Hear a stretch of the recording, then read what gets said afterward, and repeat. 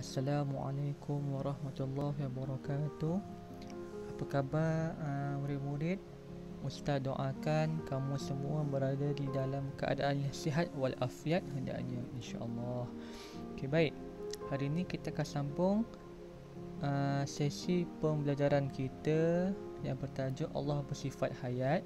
Okey, yang mana pada minggu lalu Ustaz dah minta kamu buat nota yang ini kan, Allah bersifat hayat, yang mana kita akan cubalah sepintas selalu kita ulang kaji sedikit. Maksud hayat adalah Allah tetap hidup selama-lamanya dan Allah tiada permulaan dan tiada pengakhiran. Yang mana di sini jikalau manusia, haiwan, tumbuh-tumbuhan ada permulaan, ada pengakhiran. Yang mana akan hidup pasti akan mati, tetapi tidak pada Allah. Kerana apa? Kerana Allah tetap dan kekal hidup selama-lamanya. Okey, itu yang pertama. Yang kedua, dalil nakli. Apakah ayat-ayat di dalam Al-Quran yang menceritakan tentang Allah bersifat hayat? Okey. A'udzubillahi minasyaitonirrajim. Allahu la ilaha illa huwal hayyul qayyum.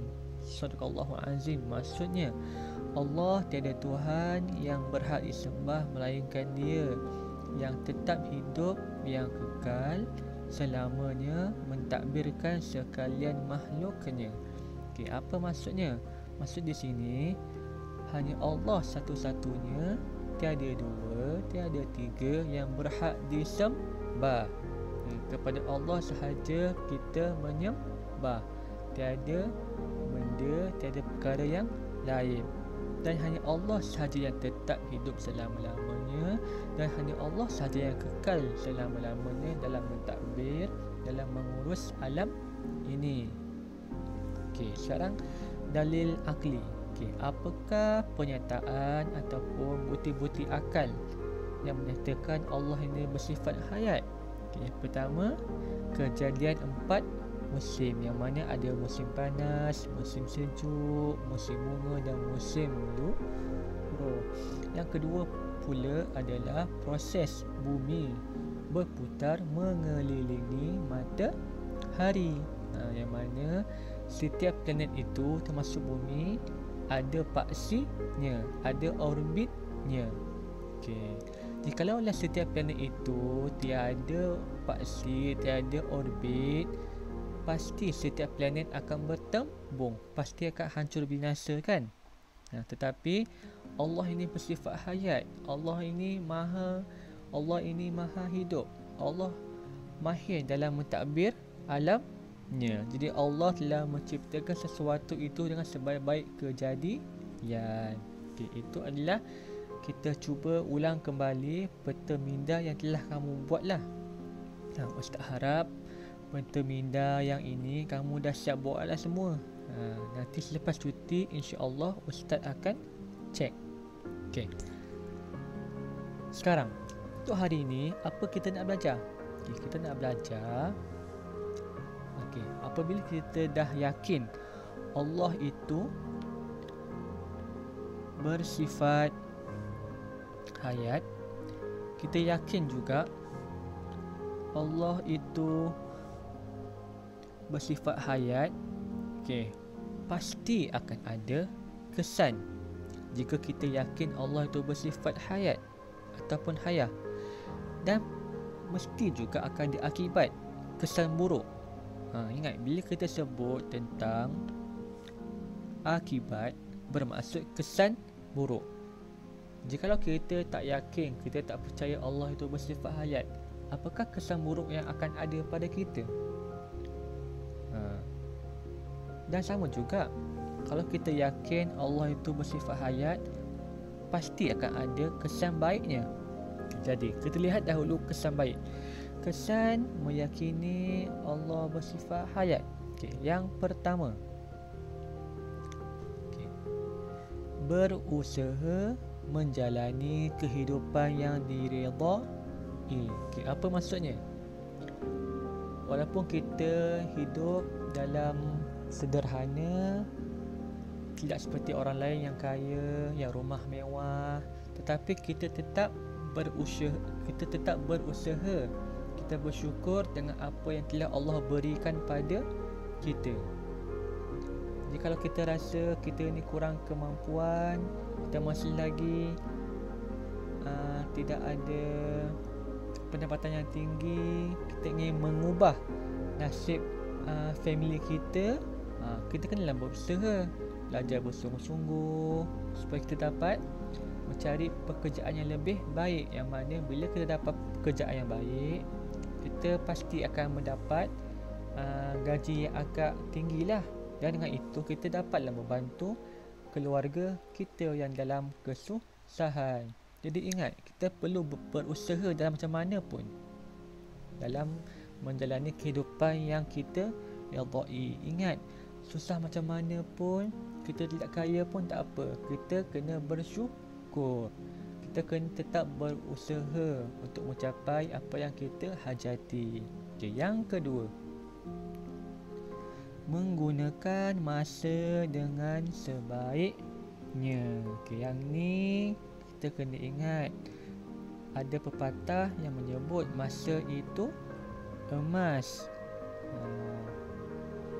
Ada juga pepatah yang menyebut lagi, masa itu umpama pedang.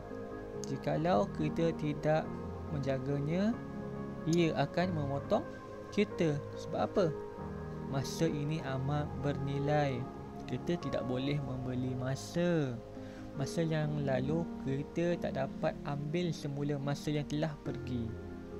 Jadi dengan masa yang ada, contoh dalam musim-musim kamu di rumah ini, kamu gunalah masa ini dengan sebaik yang mungkin. Ulang kaji pelajaran, tolong ibu bapa di rumah.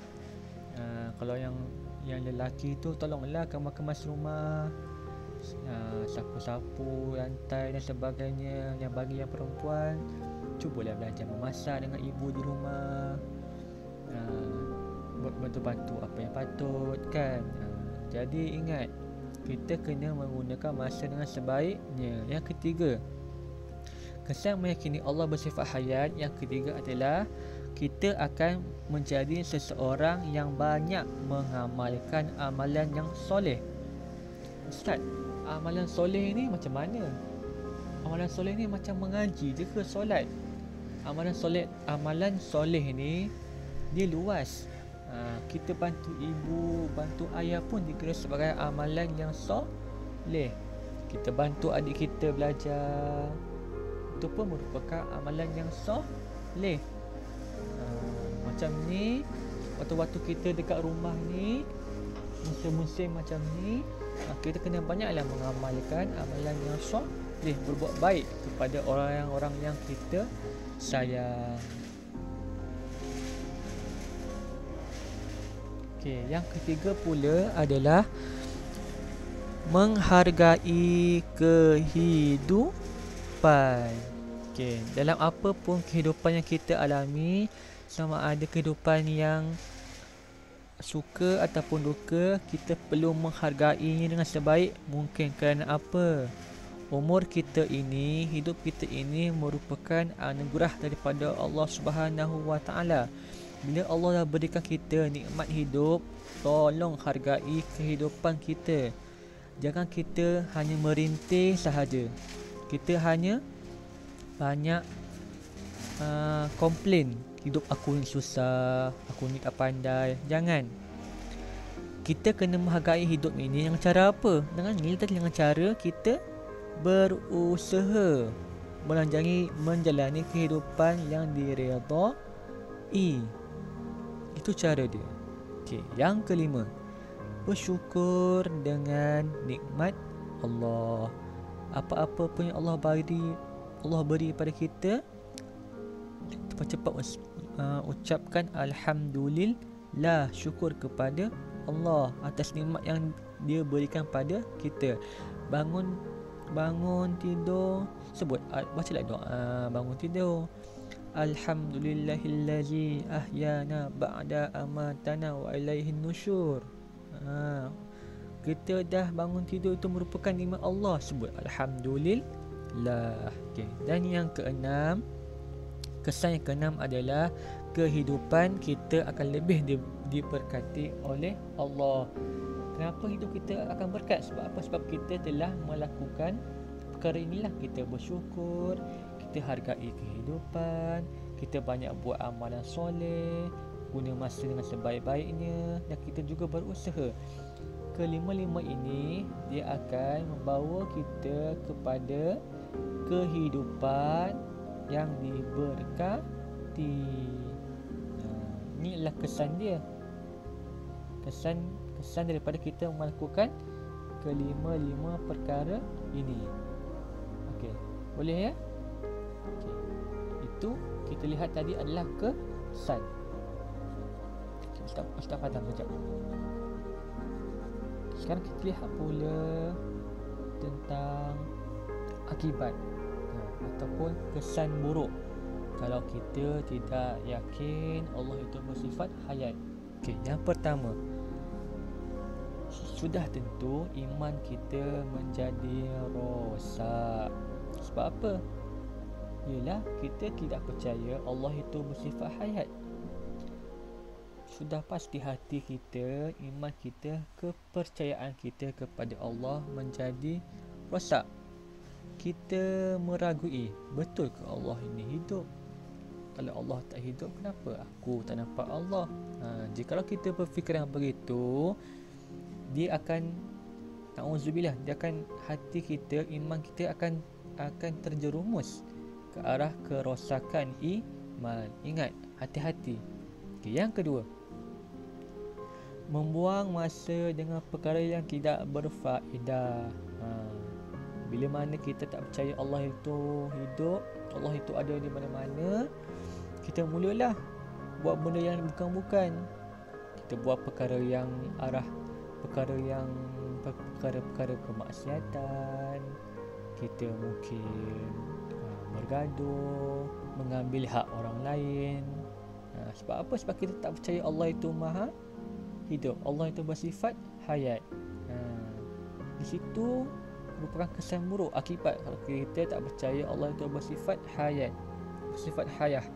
Baik, yang ketiga, kita akan cenderung untuk melakukan maksiat. Tadi Ustaz dah ulang, tadi Ustaz dah terangkan dah. Bila kita tak percaya, kita tidak beriman Allah itu bersifat hayat, kita akan cenderung. Apa maksud cenderung? Cenderung bermaksud kita mudah terjebak. Kita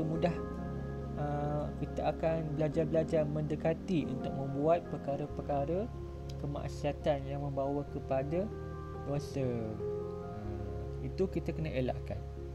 Okey, yang keempat, kesan yang keempat ataupun akibat yang keempat, kita akan mensia-siakan kehidupan kita. Apa contohnya?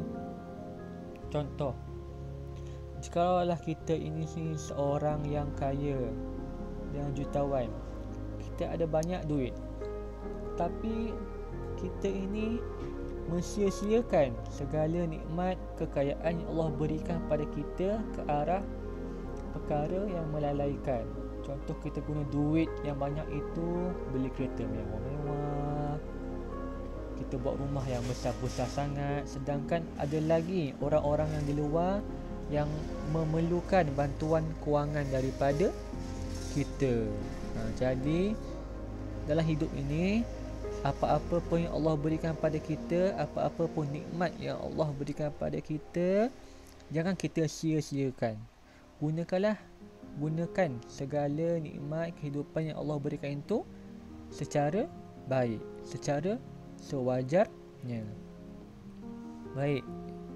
Yang kelima pula adalah mengabaikan perintah Allah. Bila mana kita tidak beriman, kita tidak meyakini Allah itu bersifat hayat, kita akan mengabaikan perintah Allah dengan cara apa? Dengan cara inilah.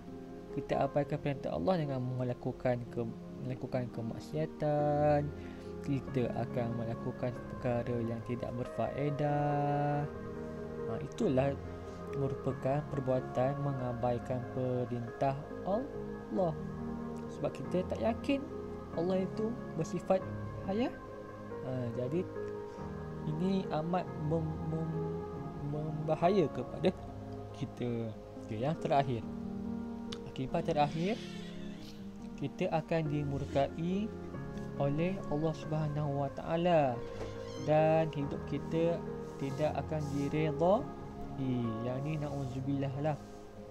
Kalau kita tak percaya Allah itu bersifat hayat, kita tak yakin Allah itu hidup, Allah itu akan murka, akan marah pada kita, dan seterusnya kehidupan kita akan menjadi lebih sukar. Kerana apa? Kerana kita tidak mendapat keredaan Allah Subhanahu Wa Taala. Okey. Jadi Ustaz harap kamu dapat jelaslah tentang tajuk kita pada hari ini, iaitu kita belajar tentang apa? Kita belajar tentang dua perkara, iaitu kesan